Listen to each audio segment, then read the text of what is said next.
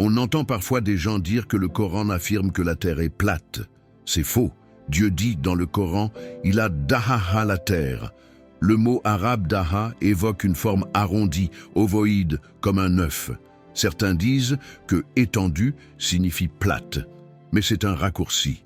Étendre ne veut pas dire aplatir. Quand on appuie sur un ballon pour l'étendre, il reste courbé et peut même prendre une forme légèrement ovoïde. C'est exactement l'idée. La Terre a été déployée et façonnée avec sa courbure naturelle, compatible avec une Terre sphérique. Dieu dit dans le Coran, il enroule la nuit sur le jour et le jour sur la nuit.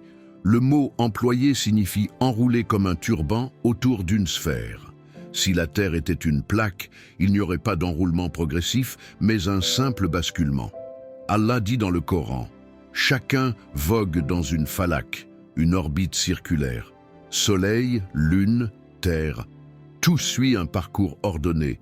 Ce n'est pas un détail inutile. Sans orbite, l'équilibre du cosmos serait impossible. Dieu dit dans le Coran, « Tu ne verras aucune faille dans la création des cieux. » Sourate 67, 3-4.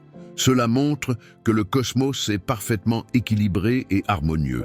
Dieu dit dans le Coran, « Le soleil court vers un lieu de stabilité qui lui est propre. » Le Soleil lui-même bouge. Scientifiquement, on sait qu'il tourne autour du centre de la galaxie, une précision visionnaire qui corrige l'idée antique d'astres immobiles, l'alternance jour-nuit, l'enroulement de la lumière, les orbites, le mouvement du Soleil et l'harmonie du cosmos. Tout montre un univers en mouvement parfaitement organisé. Conclusion.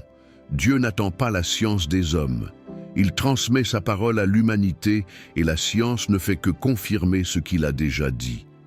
Majid.